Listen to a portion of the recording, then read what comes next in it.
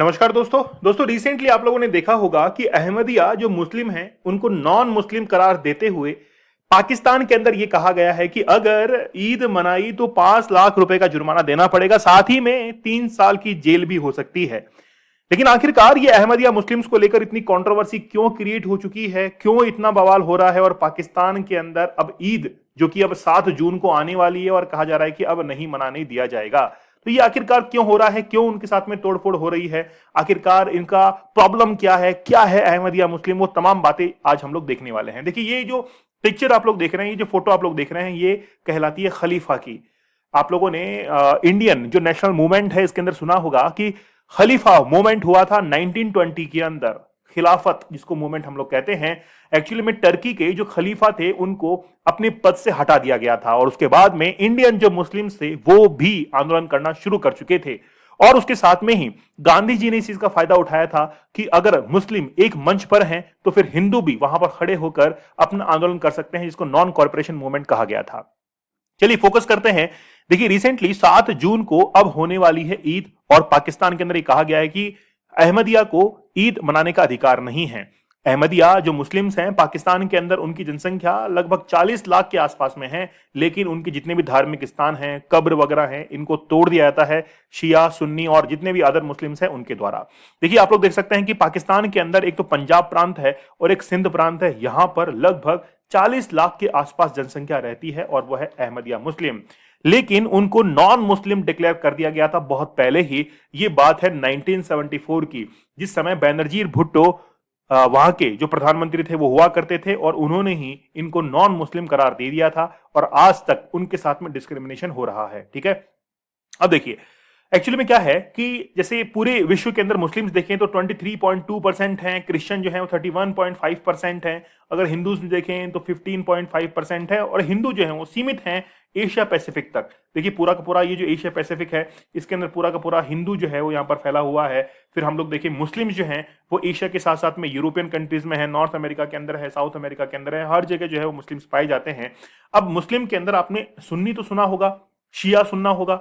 अब शिया क्या है? मोहम्मद जो पैगंबर थे उनकी शिक्षाओं को जो फॉलो करते थे, जो खुद पैगंबर साहब ने दी थी, वो शिया कहलाते हैं। और जबकि जो उनके जमाई थे, है ना, जो उनके विचारों को उन्होंने ग्रहण किया था और फिर उन्होंने आगे बढ़ाया था, वो सुन्नी मुस्लिम जो है वो कहलाते हैं। एक्चुअली में दोनों जो है अपने आप में डिफरेंशिएट रखते हैं शिक्षाओं को लेकर, एजुकेशन को लेकर, लेकिन ना तो आप लोगों को शिया के अंदर ना ही सुन्नी के अंदर अहमदिया मुस्लिम जो है वो नजर आएंगे।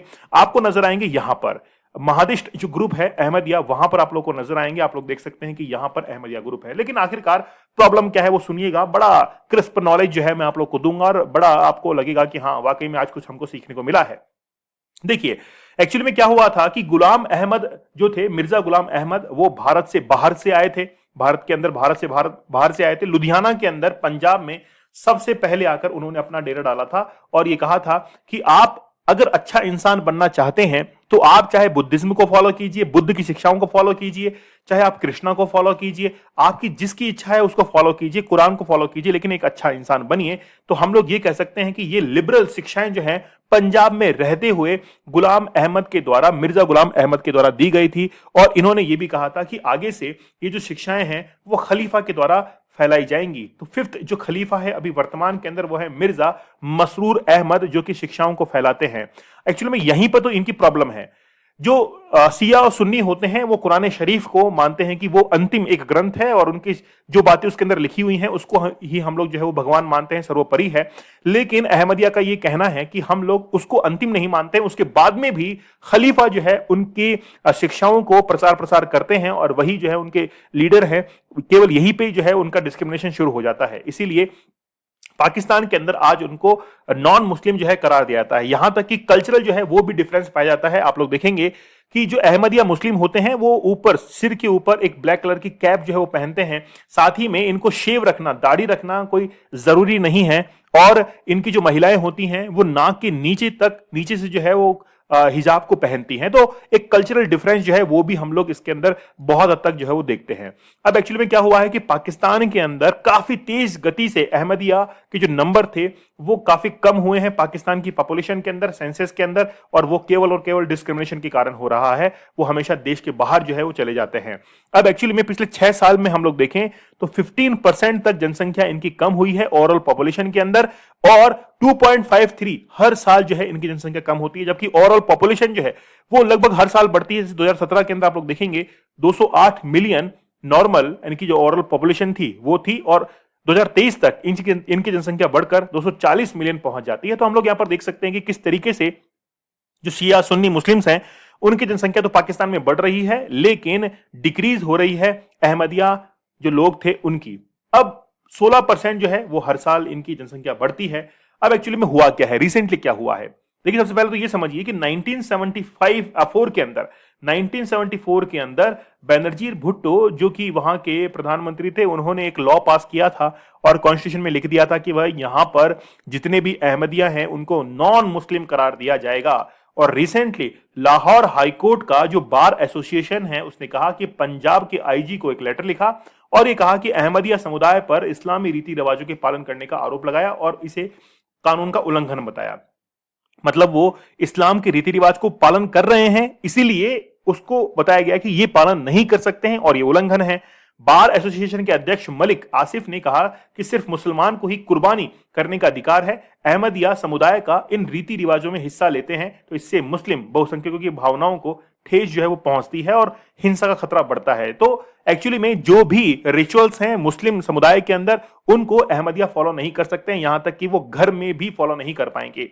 तो अहमदिया जो है वो काफी लिबरल होते हैं। इनका कहना है कि ये दूसरे धर्म के जो संस्थापक हैं, संत हैं, उनको भी ये मान सकते हैं। जैसे ईरानी प्रोफेट जोरोस्टर है, अब्राहम मूसा है, जीसस है, कृष्ण है, बुद्ध है, कन्फ्यूशियस है ना, लाओ त्से है, गुरु नानक है। इनकी शिक्षाओं को पढ़ने पर वो जोर देते हैं कि भाई ठीक है, कोई बात नहीं यार, सबने मेहनत की है, सबने अच्छे अच्छे विचार जो है धारण किए और पूरे विश्व के अंदर फैला रहे, तो कहां गलत बात है ना। तो लेकिन मुस्लिम धर्म ये कहता है कि नहीं यार देखो, हम तो कुरान शरीफ को मानेंगे और उसके अंदर जो बातें लिखी हुई केवल हम लोग उसी को मानने वाले हैं। तो शिक्षाओं के जरिए कोई इंसान सच्चा मुसलमान जो है वो बन सकता है, इनका ये मानना है। अब एक्चुअली में सऊदी अरब जहां पर हज यात्रा की जाती है तो वहां पर अहमदिया मुस्लिम्स को मुस्लिम नहीं माना जाता। अगर वो हज यात्रा करते हैं तो पाबंदी है। ऊपर से अगर वो चले भी गए हैं तो उनको वापस से अपने देश के अंदर लौटा दिया जाएगा।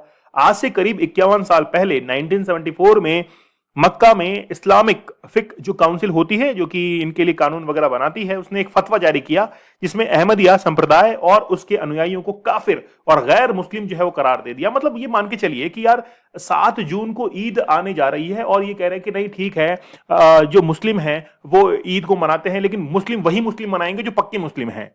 ठीक है, जैसे मान लीजिए कि कल को अगर दिवाली आती है हिंदुज्म के अंदर, तो हिंदुओं की दिवाली जो आती है तो दिवाली मनाने का अधिकार उनको नहीं दिया जाएगा कि जो कि उस प्रकार के हिंदू हैं। तो मतलब ये कैसा, तो अब हिंदुओं में तो ऐसा होता नहीं है, लेकिन मुस्लिम के अंदर ये थोड़ा सा कंट्रोवर्सी, और वो भी भारत में नहीं है ऐसा, ये पाकिस्तान के अंदर ही है।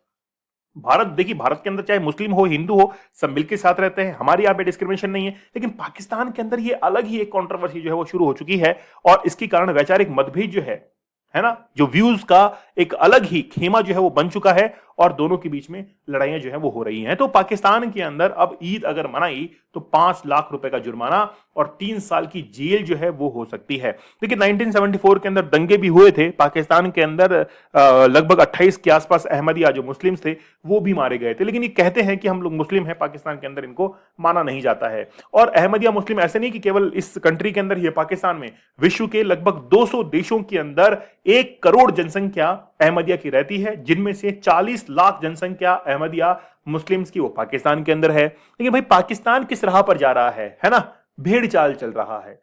तो आप मुझे कमेंट सेक्शन में जरूर बताइएगा कि आखिरकार पाकिस्तान चाहता क्या है। वो धर्म के अंदर भी राजनीति जो है वो खोज लेता है ना। तो पाकिस्तान कुछ भी कर सकता है, कुछ भी कर सकता है पाकिस्तान। आपकी क्या राय है मुझे आप लोग कमेंट सेक्शन में जरूर बताइएगा। चैनल के ऊपर नए हैं तो सब्सक्राइब आप लोग जरूर कर दीजिएगा। बहुत बहुत धन्यवाद, थैंक यू।